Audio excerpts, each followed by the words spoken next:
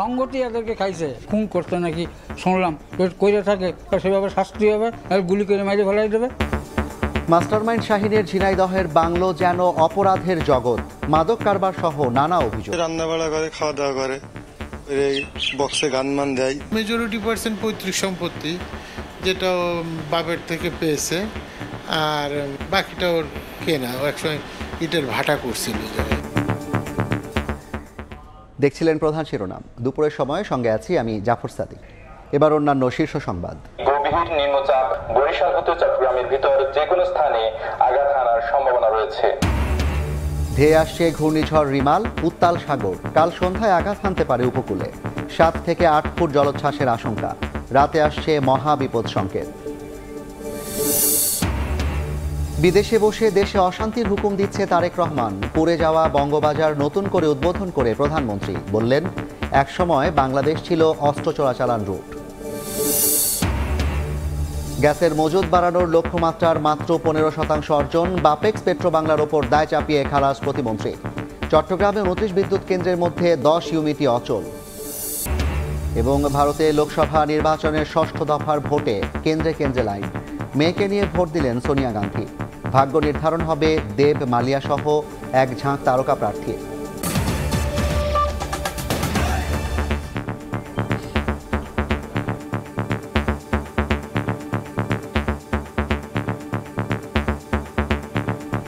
বাংলাদেশের সংসদ সদস্য আনোয়ারুল আজিম আনারের খণ্ডিত লাশ উদ্ধারে তৃতীয় দিনের মতো অভিযান শুরু করেছে কলকাতার দুর্যোগ ব্যবস্থাপনা বিভাগ। সেই সঙ্গে কসাই জিহাদকে নিয়ে কলকাতার নিউ টাউনের অ্যাপার্টমেন্টে অভিযানে যাচ্ছে পুলিশ। এই মুহূর্তে কলকাতার কাশীপুর বাগজোলা খালপাড়ে আছেন সহকর্মী সুব্রত আচার্য। সরাসরি যাচ্ছি তার কাছে। সুব্রত, বলছিলেন রহস্য উপন্যাসের পাতায় পাতায় যেরকমভাবে কৌতূহল থাকে, রহস্য থাকে, ঠিক এই এমপি আনার হত্যাকাণ্ডের রহস্যের কিন্তু প্রতি পাতায় পাতায় প্রতি ঘন্টায় কিন্তু রহস্যের উপন্যাসের মতো হচ্ছে। আমি এই মুহূর্তে রয়েছি কলকাতার অদূরে নিউ টাউনের ঠিক পাশে ভাঙড়ের কৃষ্ণমাটি বাগজোলা খালে, এবং এই বাগজোলা খাল কিন্তু এখন রীতিমতো একটি দর্শনীয় স্থান। আমি শুধু একটু আমার সহকর্মীকে বলবো একটু দেখানোর জন্য যে এই রহস্য ঘিরে আপনি জানেন যে সকাল থেকেই কিন্তু স্থানীয় মিডিয়া এবং সাধারণ মানুষের মধ্যে একটি কৌতূহল রয়েছে। দুর্যোগ ব্যবস্থাপনা দপ্তরের কয়েকজন কর্মী ইতিমধ্যেই কিন্তু এই যে কচুরিপানা পরিষ্কার করে তার যে এমপি আনারের দেহাংশ, খণ্ড অংশ কিংবা যে ফেলে যাওয়া যে ট্রলার, এই ট্রলার পাওয়া যায় সেগুলো বিষয়ে তল্লাশি অভিযান কিন্তু স্থানীয় যারা জেলে তাদেরও কিন্তু একই রকমভাবে কিন্তু আমরা দেখেছি যে স্থানীয় জেলেদেরকে এখানে নিয়ে আসা হয়েছে।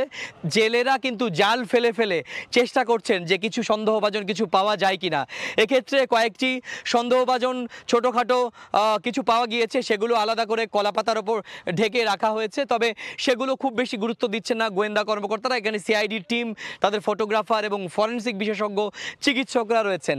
একই সঙ্গে আপনার মাধ্যমে দর্শকদের জানিয়ে রাখি যে কসাই মুম্বাই থেকে যাকে ভাড়া করে আনা হয়েছিল এমপি আনারকে খণ্ড বিখণ্ড বা কিমা মানানোর জন্য, সেই কসাই জিহাদকে নিয়ে কিন্তু আজকে তৃতীয় দিনের মতো অভিযান চালানোর কথা রয়েছে।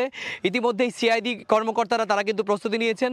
এখন তারা সরাসরি সানজিবা গার্ডেন্সের 56 BU অ্যাপার্টমেন্টে গিয়ে খুনি কসাই জিহাদকে নিয়ে রিকনস্ট্রাকশন করবে আগে, নাকি সরাসরি আরক্ষ ভবন যেখানে জিহাদকে জিজ্ঞাসাবাদ করা হচ্ছে সেখান থেকে সরাসরি এই বাগজোলা খালে নিয়ে আসা হবে, সেইটি কিন্তু এখনো পর্যন্ত পরিষ্কার নয়। সুব্রত, আপনার কাছে আমরা আবার ফিরব। এই মুহূর্তে আমাদের সাথে স্টুডিওতে যুক্ত আছেন ধ্রুব ব্যানার্জি। ধ্রুব, আপনি তো বাংলাদেশে বসে পুরো ঘটনাটি নিয়ে কাজ করছেন, আপনি বিভিন্ন প্রতিবেদনও করেছেন। সুব্রতর কাছে আপনার জানার কিছু আছে কিনা? হ্যাঁ, অবশ্যই। আজকে আসলে এই ঘটনাটি ঘটার পর বেশ কয়েকটি প্রশ্ন মনে দানা বেঁধেছে। এর মধ্যে সবচেয়ে বড় প্রশ্ন যেটা মানুষের মনে আছে সেটা হচ্ছে, এই ঘটনাটি ঘটেছে, এত বড় একটি হত্যাকাণ্ড, সেটা আসলে কেন ঘটেছে? এর কারণ সম্পর্কে কি আপনারা কোনো তথ্য পেয়েছেন কিনা এখন পর্যন্ত?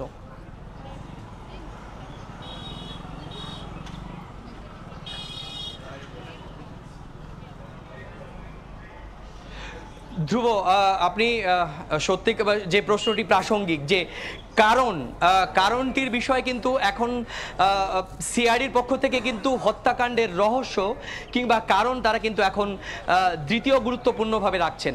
তারা প্রথম যে বিষয়টি তারা দেখছে যে এই এমপি আনারের যে মৃতদেহটি লোপাট করা হয়েছে, কোথায় তার দেহের খণ্ডাংশ কিংবা তার মৃতদেহের যে ট্রলিতে বা যে পলিপ্যাকে করে ফেলা হয়েছে সেই মৃতদেহকে খুঁজে বের করার কিন্তু সমস্ত গোয়েন্দাদের প্রথম এবং প্রধান বিষয়। কারণ তাদের কাছে এভিডেন্স হচ্ছে, এমপি খুনের এভিডেন্স হচ্ছে এখনো পর্যন্ত কিছু রক্তের দাগ, যেটি আপনি জানেন যে উন্নত প্রযুক্তির ফিনাইল এবং স্প্রে ব্যবহার করে যেগুলো যেরকমভাবে এভিডেন্স মুছে দেওয়ার চেষ্টা করা হয়েছিল, গোয়েন্দারা কিন্তু সেখানে কিন্তু ধোঁয়াশা ছিল, কারণ তাদের কাছে খুব একটা বেশি এভিডেন্স এই মুহূর্তে নেই।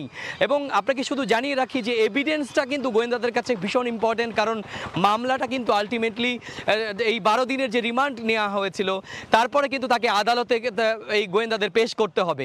এবং সেক্ষেত্রে নিশ্চয়ই এই যারা এই ঘটনা ঘটিয়েছে বলে বলা হচ্ছে তাদের কাছে কিন্তু বড় যুক্তি হয়ে সপক্ষে যুক্তি হবে যদি এই মৃতদেহের খণ্ডাংশ বা তার দেহাংশ কিংবা এই সংক্রান্ত এভিডেন্স গোয়েন্দাদের কাছে না আসে। সুতরাং কলকাতার গোয়েন্দাদের যারা এই ইনভেস্টিগেশন করছেন তাদের কাছে প্রথম এবং এখন গুরুত্বপূর্ণ হচ্ছে সুব্রত, আমি একটা বিষয় আরেকটু জানতে চাই, কোথায় ফেলা হয়েছে। এবং আমি জানতে চাই আসলে দুই দেশের পুলিশের হাতেই কিন্তু আটক প্রায় 4 জন আছে। আসলে এখন পর্যন্ত দুই দেশের পুলিশ কি সমন্বয় করে কাজ করছে কিনা? ধ্রুব, আপনি জানেন যে দুদিন আগেই সময় টেলিভিশনের একটি অনুষ্ঠানে গোয়েন্দা প্রধান দীর্ঘ সাক্ষাৎকার দিয়েছেন। তিনি সেদিনই কিন্তু ডিসক্লোজ করেছেন যে ডিএমপির দুজন এক্সপার্ট কলকাতা আসবেন এবং কলকাতায় এসে গোয়েন্দা কর্মকর্তাদের সঙ্গে কথা বলবেন এবং এই খুনি কসাই জিহাদকেও তারা সামনে এনে মুখোমুখি জেরা করবেন। সুতরাং আরেকটি বিষয় আমি বরাবরই বলছি ধ্রুব, যেটি কলকাতা এবং বাংলাদেশের গোয়েন্দাদের মধ্যে কতটা সূক্ষ্ম এবং দৃঢ় এবং বিশ্বাসযোগ্য যোগাযোগ ছিল সেটা কিন্তু এই ঘটনায়, মানে অর্থাৎ এই এমপি আনার খুনের ঘটনায় এত দ্রুত কলকাতা থেকে, মানে সীমান্ত এলাকা থেকে এই খুনি জিহাদকে গ্রেপ্তার এবং যেখানে খুন করা হয়েছে পিও স্পট অফ অকারেন্স সেটা কিন্তু শনাক্ত করা সম্ভব হয়েছে শুধুমাত্র কলকাতা এবং ঢাকার গোয়েন্দাদের যৌথ এবং বন্ধুত্বপূর্ণ এবং বিশ্বাসযোগ্য যোগাযোগের কারণেই। সুতরাং এখানে সমন্বয় কিন্তু এখানে প্রতিষ্ঠিত এখনো পর্যন্ত। অসংখ্য ধন্যবাদ সুব্রত। ধ্রুব, আপনার বোধহয় প্রশ্নের উত্তরগুলো আপনি পেয়েছেন। সুব্রতকে আমরা বিদায় জানিয়েছি। আপনার কাছে একটু জানতে চাইবো, আপনি তো সুব্রতর কাছে প্রশ্ন করলেন, আপনি নিজেও বাংলাদেশে থেকে বেশ কিছু প্রতিবেদন করেছেন, কোন প্রশ্নগুলো আসলে এখন পর্যন্ত আমরা জানতে পারিনি কিংবা সাংবাদিকদের মাধ্যমে জনগণ জানতে পারিনি? এখনও আমাদের কাছে যেই প্রশ্নটি আমি সহকর্মী সুব্রতকেও করেছিলাম যে এই ঘটনাটির কারণ কি, এই জায়গাটি কিন্তু এখন পর্যন্ত সুস্পষ্ট হয়নি। আরও আমাদের কাছে বেশ কিছু প্রশ্ন আছে, যেই প্রশ্নগুলো আমাদের মনে দানা বেঁধেছে। পাশাপাশি যারা বাংলাদেশের জনগণ আছে সেই জনগণও কিন্তু বলছে যে তাদের মনেও এই প্রশ্নটি আছে। এর যদি প্রথম প্রশ্নটি আমি যেটা বলছিলাম যে এই খুনের কারণটা কি, লাশ কয় টুকরো করা হয়েছে, লাশ কোথায় যাচ্ছে, সব কিছুর তথ্য আসলে একে একে আমাদের কাছে আসছে, কিন্তু এখন পর্যন্ত যে খুনের যে মোটিভ অর্থাৎ খুনের যে কারণ সেটা কিন্তু সামনে আসেনি। দ্বিতীয়ত যেটা সবার মনে প্রশ্ন বেঁধেছে সেটা হচ্ছে বাংলাদেশ এড়িয়ে ভারতে কেন এই হত্যাকাণ্ড। আমরা যেটা দেখেছি এই হত্যাকাণ্ডের সঙ্গে যারা জড়িত তারা সবাই আনোয়ারুল আজিমের কাছের লোক ছিলেন। সুতরাং এই হত্যাকাণ্ড যদি করা লাগতো তাহলে সেটা বাংলাদেশেই সম্ভব হতো অনেকটা, কিন্তু তিনি বাংলাদেশে না করে বা এই হত্যাকাণ্ডটা বাংলাদেশে না ঘটে এটা ঘটেছে বর্ডার পার হয়ে ভারতে। সেই জিনিসটা আসলে কিন্তু সন্দেহের উদ্বেগ জানায় এবং মানুষের মনে এই প্রশ্নটি আছে। তৃতীয়ত, ফ্ল্যাটে পাওয়া রক্তমাখা যে কাপড়টি পাওয়া গেছে বা যে রক্তটুকু পাওয়া গেছে সেটা যে আনোয়ারুল আজিমেরই, সেই তথ্যটিও কিন্তু এখন পর্যন্ত সুনিশ্চিত না। শুধু রক্ত, হ্যাঁ, এবং একই সাথে যারা মাংস কিমা করে লুকিয়ে ফেললো তারা কেন রক্তমাখা কাপড় ফ্ল্যাটে রাখলো, এটাও কিন্তু প্রশ্ন আসতে পারে। এটাও একটা প্রশ্ন। যারা এত সুপরিকল্পিতভাবে একটা কাজ করেছে তারা একটু রক্ত রেখে যাবে বা কোনো প্রমাণ রেখে যাবে, এটা একটা বড় একটা প্রশ্ন। এবং দুই দেশের পুলিশ কি সমন্বয় করে কাজ করছে কিনা, যেটা আমরা এই সহকর্মী সুব্রতকেও প্রশ্ন করেছিলাম যে দুই দেশের পুলিশ সমন্বয় করে কাজ করছে কিনা। তিনি কিন্তু বলেছেন যে যেহেতু অভিযুক্ত ঘাতক জিহাদকে আটক করা সম্ভব হয়েছে, সেক্ষেত্রে দুই দেশের পুলিশের সমন্বয় করে কাজ করার এখানে একটি উদাহরণ হয়ে গেছে। কিন্তু তার এটা একটা তার এই বিষয়ে বাংলাদেশের পুলিশের পক্ষ থেকে কোনো কিছু আজকে কেউ বলা হয়েছে কিনা এখন পর্যন্ত? বাংলাদেশের পুলিশের পক্ষ থেকে যেটা জানানো হয়েছে সেই ব্যাপারে ভারতে বাংলাদেশের এমপি আনোয়ারুল আজিম হত্যাকাণ্ডের তদন্তে ভারতীয় পুলিশের কাজ শেষ হলে বাংলাদেশের পুলিশ সেখানে তদন্তে যাবে বলে জানিয়েছে ডিবি প্রধান হারুনুর রশিদ। এক্সিকিউশন গ্রুপের লিডার, পূর্ব বাংলার কমিউনিস্ট নেতা, গলাকারকার পার্টির প্রধান, সে তো সেখানে ছিলেন। সেখানে বাকি সমস্ত কাজগুলি উনি করেছেন, এটা তো আমরা বলেছি। এবং সেখানে করে উনি আমাদের কাছে অনেক গুরুত্বপূর্ণ চাঞ্চল্যতা দিয়েছেন, যার প্রেক্ষিতে আমাদের এখন একটু, তারা যেহেতু ইন্ডিয়ান টিম কাজ করছে সে কারণে আমরা এখন যাচ্ছি না। ওদের কাজ এখানে শেষ হলেই আমি সহ আমার সাথে আমার ডিবির 2-1 অফিসারকে নিয়ে আমরা আবার সেখানে যাব। আমরা ডিবি প্রধানের কথা শুনছিলাম, আসলে তিনি যেটা জানাচ্ছিলেন যে এই ঘটনার দ্রুত তদন্ত করে যারা দোষী আছেন তাদেরকে শাস্তির আওতায় আনা হবে। এবং আমি যুব আমাদেরকে জানাবেন, আখতারুজ্জামান শাহীন, যাকে আনারের বাল্যকালে 30 বছরের বন্ধুত্ব তাদের, এই শাহীনের জীবন নিয়ে কিন্তু এখন এক ধরনের প্রশ্ন আসছে সামনে। শাহীনের ব্যাপারে আপনার কাছে কি ধরনের তথ্য আছে? হ্যাঁ, আপনি যেহেতু আখতারুজ্জামান শাহীনের বিষয়ে জানতে চেয়েছেন, সেই বিষয়ে আমাদের কাছে একটি প্রতিবেদন আছে, আমরা একটু সেটাও দেখে নিতে চাই। এত আলোচনা, সংসদ সদস্য আনার হত্যার মূল পরিকল্পনাকারী আখতারুজ্জামান শাহীন বিশাল এই বাংলো গড়ে তুলেছেন জনবসতিহীন এক নিস্তব্ধ গ্রামে। অভিযোগ আছে এই বাংলো থেকেই নানা অপকর্ম পরিচালিত করতেন তিনি। এখন প্রকাশ্যে আসছে যা ধীরে ধীরে জানবো এই বাংলো সম্পর্কে আরো অনেক কিছু।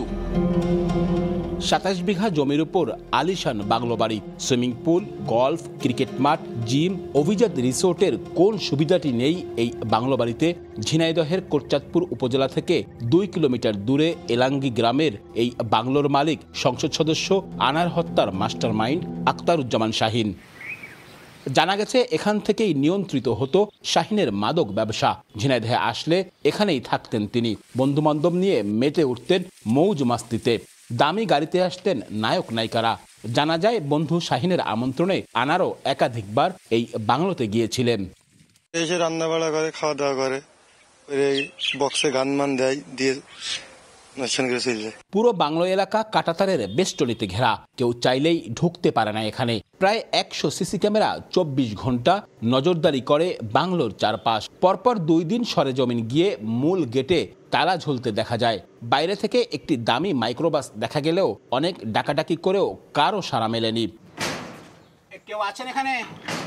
এমপি আনার খুনের পর এ যেন পরিত্যক্ত বাড়ি। শাহীনের ভাইয়ের বাংলোটির বেশিরভাগ জায়গা শাহীন পৈতৃক সূত্রে পেয়েছেন।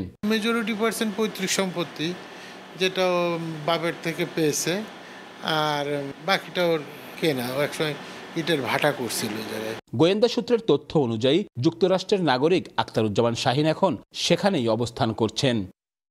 আব্দুল্লাহ আল মামুন রুবেল, সময় সংবাদ, ঝিনাইদহ। আমরা আখতারুজ্জামান শাহীনের প্রতিবেদনটি দেখে নিলাম। আসলে আপনি দেখতে পাচ্ছেন যে পুরো প্রতিবেদনটি জুড়ে তার বিলাসী জীবন, তার যে এলাকায় প্রভাব, সে তো মূলত বাংলাদেশে বসবাস করতো না, সে থাকতো হচ্ছে ইউএসএতে এবং সেখানকার নাগরিকও বটে। বাংলাদেশে সে যখন আসতো, তার যে অবৈধ কর্মকাণ্ড পরিচালনার জন্য সে বাংলোটি ব্যবহার করত। তার যে বিলাসী জীবন কিংবা রহস্যে ঘেরা জীবন, সেটি নিয়ে আপনার কাছে কি নতুন কোনো তথ্য পাওয়া যাবে কিনা? তার রহস্যে ঘেরা জীবন নিয়ে আমাদের কাছে অনেকগুলো তথ্য আছে। সুতরাং যেহেতু তিনি নিভৃত গ্রামে একটি বাংলো গড়ে তুলেছিলেন, এটা গড়ে তোলার পেছনেও কিন্তু কারণ আছে। কারণ আমরা যদি একটু দেখি যে প্রথমত নিভৃত গ্রামে তিনি বাংলো গড়ে বিভিন্ন ধরনের অপকর্ম করতেন, যাতে কেউ টের না পান। আপনি হয়তোবা প্রতিবেদনটিতে দেখেছেন যে চারিদিকে সিসি ক্যামেরা এবং কাটা 100-ও বেশি সিসি ক্যামেরা এবং কাটা তার দিয়ে বেষ্টিত ছিলেন। সুতরাং গ্রামের মানুষ খুব সহজে এটার ভিতরে প্রবেশ করবে সেই সাহসটা তারা পেতেন না, এবং অভিজাত রিসোর্টে মাদক ব্যবসা করতেন। সুতরাং তিনি যেই বাংলোটা গড়ে তুলেছিলেন, সেই বাংলোর ভেতরেই তিনি মাদক ব্যবসা করতেন। আর যেহেতু এটা খুব নিয়ন্ত্রিত এবং নিরাপদ এবং চারিদিকে নিরাপত্তা বলয় তিনি সৃষ্টি করেছিলেন, সুতরাং এটার ভেতরে কেউ প্রবেশ করতে পারতেন না। এবং এখানে যিনি আনোয়ারুল আজিম যিনি নিহত হয়েছেন তারও কিন্তু যাতায়াত ছিল বলে আমরা জানতে পেরেছি। এবং পরবর্তী এবং শেষ লাইনটা যদি দেখি, এমপি হত্যার পর একদম পুরো বাংলো বাড়ি জুড়ে নীরবতা। আগে যেটা একটা সময় মাদকের আস্তানা ছিল, মানুষের আনাগোনা থাকতো, এবং সব কিছু মিলিয়ে সেই জায়গাটাই এখন পুরোটাই নীরব এবং পুরো বাড়ি জুড়ে শুনশান নীরবতা। তবে এলাকাবাসী কিন্তু আসলে সেখানে কারা আসা যাওয়া করতো খুব বেশি জানার কোনো সুযোগ ছিল না, কারণ গাড়িতে করে যেত, যেমনটা আমরা আগের প্রতিবেদনগুলোতে দেখেছি। আপনাকে অনেক ধন্যবাদ ধ্রুব, আপনার মাধ্যমে আমরা অনেক কিছু জানতে পারলাম। আমাদের সহকর্মী সুব্রত আচার্য পশ্চিমবঙ্গে যে সিআইডি কিংবা পুলিশের কর্মকাণ্ড সেখান থেকেও তারা আমাদেরকে বিভিন্ন তথ্য দিয়েছেন। এ বিষয়ে বিস্তারিত তদন্ত চলছে, তদন্ত শেষে হয়তো আমরা বুঝতে পারবো ঘটনার প্রবাহ কোন দিকে যাচ্ছে। আপনাকে ধন্যবাদ। অসংখ্য ধন্যবাদ আপনাকেও। আমাদের সঙ্গে যুক্ত ছিলেন সহকর্মী ধ্রুব ব্যানার্জি এবং একই সাথে কলকাতা থেকে যুক্ত ছিলেন সহকর্মী সুব্রত আচার্য। জানাছিলেন সংসদ সদস্য আনোয়ারুল আজিম যে মারা গেছেন কিংবা হত্যাকাণ্ড ঘটিত হয়েছে সে বিষয়ে সর্বশেষ তথ্য। পরবর্তী প্রসঙ্গ, ঘূর্ণিঝড় রিমাল ধেয়ে আসছে, এর প্রভাবে উত্তাল সাগর, জোয়ারের পানি স্বাভাবিকের চেয়ে 4 থেকে 5 ফুট উচ্চতায় প্রবাহিত হচ্ছে। 4 সমুদ্র বন্দরে জারি করা হয়েছে 3 নম্বর সতর্ক সংকেত। ঘূর্ণিঝড়ের ক্ষয়ক্ষতি এড়াতে উপকূলে বাসিন্দা মৎস্যজীবীদের সচেতন করতে মাইকিং করছে কোস্টগার্ড। একের পর এক উত্তাল ঢেউ আছড়ে পড়ছে উপকূলে, ঢেউয়ের উচ্চতাও 4 থেকে 5 ফুট। ঘূর্ণিঝড় রিমালের প্রভাবে ভয়াবহ রূপে সাগর। বালিয়াবাড়িতে টাঙানো লাল হলুদ পতাকা নামিয়ে প্রতিটি পয়েন্টে নতুন করে টাঙানো হয়েছে সতর্কতামূলক লাল পতাকা। সাগর উত্তাল হয়ে ওঠায় উঠিয়ে নেওয়া হয়েছে জেট স্কিগুলো। গত 2 দিনের আগের চেয়ে আজকের ঢেউগুলা অনেক বড় হয়ে আসছে। সাধারণ যে দর্শনার্থী যারা আছে তারা খুবই কম নামতেছে সাগরে। কোনো পর্যটকদের আমরা নামতে দিচ্ছে না পানিতে, যাতে কোনো ধরনের দুর্ঘটনা না ঘটে সেজন্য আমরা সবসময় সতর্ক রয়েছি। ঘূর্ণিঝড় রিমালের আঘাত থেকে সম্ভাব্য ক্ষতি এড়াতে উপকূলীয় এলাকার মানুষ, মৎস্যজীবী ও নৌযানগুলো সচেতন করতে মাইকিং করছে কোস্টগার্ড। সাগরে থাকা লাইটারের জাহাজগুলোকে সতর্ক অবস্থানে যেতে দেওয়া হচ্ছে নির্দেশনা। এছাড়া নদী ও সাগর তীরের বাসিন্দাদের নিকটস্থ সাইক্লোন শেল্টারে আশ্রয় নিতে আহ্বান করা হচ্ছে। লোকজনের মধ্যে যে অ্যাওয়ারনেসটা গ্রো করার দরকার যে একটা ঘূর্ণিঝড়ের প্রভাব কিরকম হতে পারে, এবং এ থেকে বাঁচার জন্য আমাদের যে সাইক্লোন স্টেশন শেল্টার স্টেশন রয়েছে সেখানে যাওয়ার প্রয়োজনীয়তা তাদেরকে আমরা তুলে ধরছি। পরবর্তী নির্দেশনা না দেওয়া পর্যন্ত। এদিকে রিমালের প্রভাবে উপকূলীয় এলাকায় মেঘলা আকাশ, মাছ ধরার ট্রলারগুলো আশ্রয় নিচ্ছে নিরাপদ স্থানে। এরই মধ্যে দুর্যোগ ব্যবস্থাপনা কমিটি প্রস্তুতিমূলক জরুরি সভা করেছে। প্রস্তুত করা হয়েছে বিভিন্ন জেলার আশ্রয় কেন্দ্রগুলো। আমাদের সমস্ত প্রস্তুতি সম্পূর্ণ হয়েছে। আমরা আশা করছি যদি দুর্যোগ আসে বা ঘূর্ণিঝড়টি যদি আসে আমরা ভালোভাবে মোকাবেলা করতে সক্ষম হব। কক্সবাজার, পায়রা সহ দেশের সব সমুদ্র বন্দরগুলোকে 1 নম্বর দূরবর্তী সতর্ক সংকেত দেখিয়ে যেতে বলেছে আবহাওয়া অফিস। খাদিজা স্বপ্না, সময় সংবাদ। এই মুহূর্তে কক্সবাজার সৈকতে আছেন রিপোর্টার সুজনদীপ রুবেল, সরাসরি যাচ্ছি তার কাছে। রুবেল, কক্সবাজারে আবহাওয়া পরিস্থিতি এক এক সময় এক এক অবস্থা বিরাজ করছে। ঠিক 5 মিনিট আগে 2 মিনিটের এক পশলা বৃষ্টি হয়েছে, যে বৃষ্টির পর কিন্তু আবার রৌদ্রোজ্জ্বল আবহাওয়া, যার গরমের তীব্রতা কিন্তু বাড়িয়ে দিয়েছে। এভাবে করে আসলে আবহাওয়া পরিস্থিতি এক এক সময় এক এক অবস্থা বিরাজ করছে। সকালে আমরা 9টার দিকে দেখেছিলাম পুরো আকাশ মেঘাচ্ছন্ন ছিল এবং সাগরে যে জোয়ারের পানি উচ্চতা সেটি বেড়েছে, কিন্তু আবার দুপুরের দিকে এসে দেখছি আবার পানির উচ্চতা একটু কমছে, কিন্তু যে ঘন ঘন যে ঢেউর তীব্রতার সেটি কিন্তু বাড়ছে। আবার এখানে লাল হলুদ পতাকা টাঙানো হয়েছিল, কিন্তু পরবর্তীতে এখন যেহেতু একটি দুর্যোগপূর্ণ মুহূর্ত অবস্থা বিরাজ করছে, যার কারণে মানুষজনকে সচেতন করার জন্য সমুদ্র সৈকতে সবকটি পয়েন্টে লাল পতাকা টাঙানো হয়েছে, যেটি আবহাওয়া অফিস থেকে আমরা কিছুক্ষণ আগে কথা বলেছিলাম আবহাওয়াবিদ, সহকারী আবহাওয়াবিদ আব্দুল হান্নানের সঙ্গে। তিনি যে বিষয়টি বলছে, যেহেতু একটি গভীর নিম্নচাপ সৃষ্টি হয়েছে, যার কারণে যে সংকেত বাড়তে পারে, বিকাল থেকে এটির মাত্রাটা আরও বেশি বাড়বে, এবং যার কারণে উপকূলে যারা মানুষজন রয়েছে তাদেরকে সতর্ক থাকার জন্য বলা হয়েছে। এরই মধ্যে বিভিন্ন প্রশাসনের সঙ্গে বৈঠক হয়েছে, তারা বলছে তারা সর্বদা এই দুর্যোগ মোকাবেলায় প্রস্তুত রয়েছে। একদিকে আশ্রয়কেন্দ্র খোলা হয়েছে, অন্যদিকে যেহেতু মানুষজনকে নিরাপদ আশ্রয়স্থলে আনতে হবে সেজন্য তাদের জন্য স্বেচ্ছাসেবক প্রস্তুত রয়েছে, এবং খাদ্য থেকে নগদ থেকে যা আছে সবকিছু প্রস্তুত রয়েছে বলে প্রশাসনের পক্ষ থেকে জানানো হয়েছে। এখন আমরা আসলে আসলে সকাল থেকে সমুদ্র সৈকতে যেটি লক্ষ্য করছি, এখানে লাল পতাকা টাঙানো হয়েছে। লাল পতাকা টাঙানোর পরও কিন্তু অনেকে পর্যটকরা মানছেন না, তারা অনেকে সমুদ্র সৈকতে নেমে পড়ছে, তারা লাপালাপি করছে। তবে লাইফগার্ড কর্মী যারা রয়েছে তারা সতর্ক অবস্থায় রয়েছে, তারা সর্বোচ্চ চেষ্টা করছেন যাতে কোনো ধরনের মানুষের যাতে দুর্ঘটনার শিকার না হয়, সেজন্য তারা মাইকিং করছে, পাশাপাশি তারা টহল দিচ্ছে এবং টাওয়ার থেকে পর্যবেক্ষণ করে মানুষজন একটু হাঁটু পরিমাণে পানির বাইরে গেলে তাদেরকে দ্রুত যাতে নিরাপদ স্থানে নিয়ে আসা যায় সেই ব্যবস্থাটি করছে। অন্যদিকে যে দুর্যোগপূর্ণ আবহাওয়ার কারণে এখানে সৈকতে যে ব্যবসা বাণিজ্য রয়েছে সেটি তো কিছুটা ভাটা পড়েছে এবং জেটস্কি ছিল, অনেক জেটস্কি উপরে নিরাপদ স্থানে তোলা হয়েছে এবং কিটগোটগুলোও নিরাপদ স্থানে রাখা হয়েছে। তো এই ছিল আবহাওয়া পরিস্থিতির সর্বশেষ পরিস্থিতি কক্সবাজার থেকে। সরাসরি যুক্ত ছিলাম কক্সবাজার সমুদ্র সৈকত থেকে। জ্বালানি সংকট ও কারিগরি ত্রুটির কারণে চট্টগ্রামের 29টি বিদ্যুৎ কেন্দ্রের 10টি ইউনিট দীর্ঘদিন ধরে অচল হয়ে আছেন। বাকি 19টি ইউনিটের বিদ্যুৎ উৎপাদন চলছে অনেকটা ঢিমে তালে। শাখাত্রীপুর ক্যামেরায় কমলদের রিপোর্ট। বিদ্যুৎ উন্নয়ন বোর্ডের সবশেষ তথ্য অনুযায়ী রাউজান তাপবিদ্যুৎ কেন্দ্রের 420 মেগাওয়াট ক্ষমতা সম্পন্ন 2টি ইউনিটের 2 নম্বর ইউনিট কারিগরি ত্রুটির কারণে বন্ধ। একই সাথে 210 মেগাওয়াটের 1 নম্বর ইউনিট থেকে বিদ্যুৎ উৎপাদন হচ্ছে মাত্র 112 মেগাওয়াট। 242 মেগাওয়াটের কাপ্তাই জলবিদ্যুৎ কেন্দ্রে পানির উচ্চতা এবং গতিবেগ কম থাকায় 4টি ইউনিটেই এখন বন্ধ রয়েছে। আর 46 মেগাওয়াটের বাকি একটি ইউনিটে মাত্র 25 মেগাওয়াট বিদ্যুৎ উৎপাদন হচ্ছে। 27 মেগাওয়াটের রাঙ্গামাটির কাপ্তাই এবং কক্সবাজারের টেকনাফের সোলার কেন্দ্র থেকে বিদ্যুৎ উৎপাদন বন্ধ রয়েছে। প্রথমত জ্বালানির সংকট, জ্বালানি তারা যদি পর্যাপ্ত জ্বালানি পায় তারা সবাই তাদের সক্ষমতা আছে, প্রত্যেকেরই সক্ষমতা আছে, প্রত্যেকেই জ্বালানি হয়তো দিতে পারবে। শুধুমাত্র চট্টগ্রামে 1291 মেগাওয়াটের বিপরীতে 1409 মেগাওয়াট বিদ্যুৎ উৎপাদন হচ্ছে বলে দাবি পিডিবির। কয়লা এবং জ্বালানির যে একটা সংকট রয়েছে সে সংকটটা দূরীভূত করা প্রয়োজন, কারণ বিদ্যুতের তো দাম তো আমরা বাড়িয়েছি। হাজার হাজার কোটি টাকা খরচ করে সরকার বিদ্যুৎ কেন্দ্র গড়ে তুলল, জ্বালানি সংকট সহ কারিগরি ত্রুটির কারণে তা সুফল পাচ্ছে না দেশের মানুষ। আর ভাড়া করা বিদ্যুৎ কেন্দ্রগুলো বকেয়া বিল না পেয়ে উৎপাদন কমিয়ে দিয়েছে বলে অভিযোগ উঠেছে। যে কারণের জন্য উৎপাদন হচ্ছে না সেই কারণটা যদি সলভ করা যায় তাহলে আমরা মনে করি যে লোডশেডিং থাকবে শেলফের ভিতরে, হিস্ট্রিতে, মিউজিয়ামে। 300 মেগাওয়াটের জুলদা কেন্দ্রে মাত্র 134 মেগাওয়াট, 100 মেগাওয়াটের হাটহাজারিতে 57, 2000-তে 85, 24 মেগাওয়াটের রিজেন্টে 13, 50 মেগাওয়াটের ইউনাইটেড কেন্দ্রে 20, বারাকার 50 মেগাওয়াট কেন্দ্রে 6, 106 মেগাওয়াটের শিকলবাহা বারাকা কেন্দ্রে 51, 110 মেগাওয়াটের বারাকা কর্ণফুলী কেন্দ্রে 68 মেগাওয়াট বিদ্যুৎ উৎপাদন হচ্ছে। বৃহত্তর চট্টগ্রামের 29টি কেন্দ্রে বিদ্যুৎ উৎপাদন সক্ষমতা রয়েছে 5000 মেগাওয়াটের বেশি। আর এসব বিদ্যুৎ কেন্দ্র পরিচালিত হয় পানির পাশাপাশি কয়লা এবং জ্বালানি তেলের মাধ্যমে। কিন্তু যান্ত্রিক ত্রুটিসহ নানা জটিলতায় এসব কেন্দ্র পূর্ণ সক্ষমতায় বিদ্যুৎ উৎপাদন করতে পারছে না। এসব কেন্দ্র যদি পূর্ণ সক্ষমতায় বিদ্যুৎ উৎপাদন করতে পারে তাহলে শুধু চট্টগ্রাম নয়, আশপাশের জেলাও অনেকটা লোডশেডিং মুক্ত হবে। কমল দে, সময় সংবাদ, চট্টগ্রাম। প্রতিটি ডিমে 3 টাকা লোকসান হিসেবে গত 25 দিনে 360 কোটি টাকার ক্ষতি হয়েছে প্রান্তিক খামারিদের। আর এই সময়ে দাম বাড়িয়ে বাজার থেকে 60 কোটি টাকা হাতিয়ে নিয়েছে কর্পোরেট প্রতিষ্ঠান, এমন দাবি বাংলাদেশ পোল্ট্রি অ্যাসোসিয়েশনের।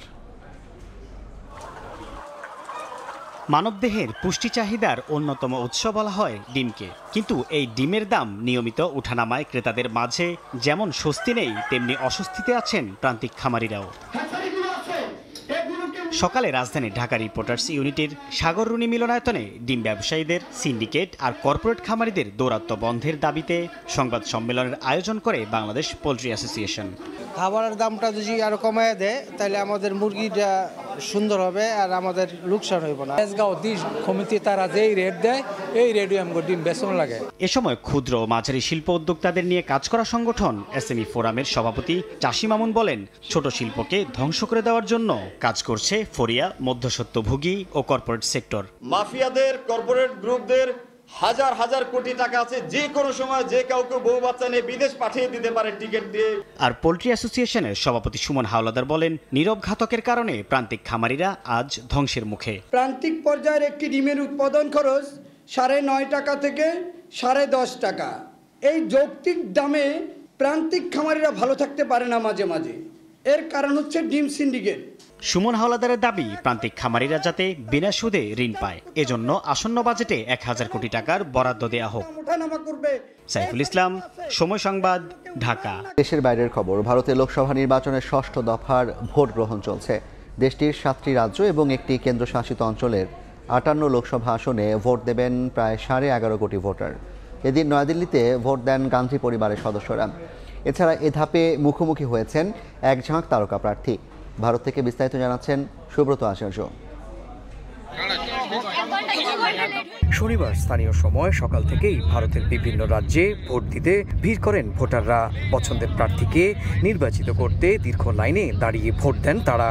ভারতের 6ষ্ঠ দফায় ভোট হচ্ছে পশ্চিমবঙ্গ, দিল্লি, হরিয়ানা, বিহার, উড়িষ্যা, উত্তরপ্রদেশ, ঝাড়খণ্ড ও জম্মু কাশ্মীরে। তবে প্রার্থীরা বেশি নজর দিচ্ছেন দিল্লি ও পশ্চিমবঙ্গের দিকেই। এদিকে নয়াদিল্লিতে ভোট দেন ভারতের রাষ্ট্রপতি দ্রৌপদী মুর্মু, সাবেক রাষ্ট্রপতি রামনাথ কোবিন্দ ও পররাষ্ট্রমন্ত্রী এস জয়শঙ্কর। এই শহরে ভোটাধিকার প্রয়োগ করেন কংগ্রেস নেত্রী সোনিয়া গান্ধী ও তার ছেলে রাহুল গান্ধীও। পরে কেন্দ্রের সামনে একসঙ্গে তাদের সেলফি তুলতেও দেখা যায়। এদিনই প্রিয়াঙ্কা গান্ধীও নয়াদিল্লির একটি কেন্দ্রে ভোট দেন। ভোট দিয়েছেন দিল্লির মুখ্যমন্ত্রী অরবিন্দ কেজরিওয়াল। পশ্চিমবঙ্গে ভোট দিয়েছেন রাজ্যের বিরোধী দলীয় নেতা শুভেন্দু অধিকারী। ভোটের মাঠে রাজনীতিবিদদের পাশাপাশি মুখোমুখি হয়েছেন চলচ্চিত্রের এক ঝাঁক তারকাও। পশ্চিমবঙ্গের ঘাটাল আসনে ভাগ্য নির্ধারিত হবে বাংলা সিনেমার 2 নায়ক দেব হিরণের। একইভাবে মেদিনীপুর থেকে অভিনেত্রী জুন মালিয়া ও ফ্যাশন ডিজাইনার অগ্নিমিত্রা পালের ভাগ্যেরও রায় দেবেন ভোটাররা। ভারতের 7 রাজ্য এবং কেন্দ্রশাসিত একটি অঞ্চলের 58 লোকসভা আসনে ভোটে প্রায় 900 প্রার্থীর ভাগ্য নির্ধারণ হবে শনিবার। এর মধ্যে আছেন তমলুক থেকে কলকাতা হাইকোর্টের প্রাক্তন বিচারপতি অভিজিৎ গঙ্গোপাধ্যায়ের মতো প্রার্থীও। কংগ্রেসের সাবেক ছাত্রনেতা কানাইয়া কুমার ও বিজেপির মনোজ তিওয়ারি ভোটের লড়াইয়ের দিকেও আলাদা নজর থাকবে সবার। ভারতের 18তম লোকসভা নির্বাচনে 19 এপ্রিল থেকে 7 দফার ভোট পর্ব শুরু হয়। 1 জুন শেষ দফার ভোট হবে 57 সংসদীয় আসনে। সুব্রত আচার্য, সময় সংবাদ, ভারত। লজ্জার দগদগে ক্ষত কিছুটা হলেও প্রলেপের সুযোগ বাংলাদেশের সামনে। হোয়াইট ওয়াশ ঠেকানোর মিশনে শেষ টি-20তে মাঠে নামছে মানসিকভাবে বিপর্যস্ত টাইগাররা। বিশ্বকাপের আগে শেষ আন্তর্জাতিক ম্যাচে একাদশে আসতে পারে একাধিক পরিবর্তন। অন্যদিকে কোনো টেস্ট প্লেয়িং নেশনকে প্রথমবারের মতো হোয়াইট ওয়াশ করার মোক্ষম সুযোগ কাজে লাগাতে চায় যুক্তরাষ্ট্র। হিউস্টনের প্রেরি ভিউ ক্রিকেট কমপ্লেক্সে ম্যাচ শুরু হবে আজ রাত 9টায়। শুধু হতাশাই নয়, রীতিমতো অস্বস্তিকর লজ্জার। সমর্থকদের ক্ষোভ, হৃদয়ের ক্ষত উগরে পড়ছে ক্রিকেটের দেশে। 22 গজে জয় পরাজয় থাকবেই, তাই বলে আনকোরা যুক্তরাষ্ট্রের বিপক্ষে এমন ভাবে, তাও আবার ব্যাক টু ব্যাক ম্যাচে এমন হার ব্যাখ্যাহীন। ব্যাটিং কিংবা বোলিং এই দলটা যেন ছন্ন ছাড়া নেই কোনো অনুপ্রেরণা। তাই তো প্রশ্ন ওঠে, শেষ টি-20র গেম প্ল্যান কি, কিংবা কি লক্ষ্য বাংলাদেশের? উত্তরটা বোধহয় একটাই, হোয়াইট ওয়াশ এড়ানো। ওপেনিং স্লটে ব্যর্থ সৌম্য হয়তো আরও একটা সুযোগ পাচ্ছেন। সেক্ষেত্রে লিটনকে রাখা হতে পারে ডাকআউটেই। কন্ডিশনের বিবেচনায় এ ম্যাচ খেলানো হতে পারে স্পিনার তানভীরকে। একাদশে আসতে পারে একাধিক পরিবর্তন। ভেজা আউটফিল্ড আর স্লো উইকেটের হিউস্টনের প্রেরি ভিউ ক্রিকেট কমপ্লেক্সে তাড়াহুড়া করলেই যে বিপদ, সে শিক্ষা প্রথম 2 ম্যাচেই পেয়েছিল টাইগাররা। মান রক্ষার এই ম্যাচে কাজে লাগবে তো সেই টোটকা। অন্যদিকে টেস্ট প্লেইং নেশন বাংলাদেশের বিপক্ষে সিরিজ জয়ে রীতিমতো উঠছে যুক্তরাষ্ট্র। তবে শিষ্যদের উচ্ছ্বাসে ভেসে না যাওয়ার আহ্বান কোচ স্টুয়ার্ট লয়ের। পাওয়া সুযোগ পুরোপুরি কাজে লাগিয়ে 3-0তে হোয়াইট ওয়াশ করে প্রতিপক্ষকে চূড়ান্ত নাস্তানাবুদ করার লক্ষ্য তাদের। মাহবুব রিমন, সময় সংবাদ। এ পর্যায়ের শীর্ষ সংবাদগুলো জানিয়ে দিচ্ছি আরেকবার। গভীর নিম্নচাপ বরিশাল হতে চট্টগ্রামের ভিতর যে কোনো স্থানে আঘাত হানার সম্ভাবনা রয়েছে। ধেয়ে আসছে ঘূর্ণিঝড় রিমাল। উত্তাল সাগর, কাল সন্ধ্যায় আঘাত হানতে পারে উপকূলে। 7 থেকে 8 ফুট জলোচ্ছ্বাসের আশঙ্কা। রাতে আসছে মহাবিপদ সংকেত। এবং বিদেশে বসে দেশে অশান্তির হুকুম দিচ্ছে তারেক রহমান। পুড়ে যাওয়া বঙ্গবাজার নতুন করে উদ্বোধন করে প্রধানমন্ত্রী বললেন, একসময় বাংলাদেশ ছিল অস্ত্র চোরাচালান রুট। এই ছিল দুপুরের সময়ে। এরপর বিভাগীয় সময়ে সঙ্গে থাকবেন আফরোজা মৌটুসী। ধন্যবাদ জাফর। বিভাগীয় সময় নিয়ে ফিরছে কিছুক্ষণ পর, সঙ্গেই থাকুন সময়ের।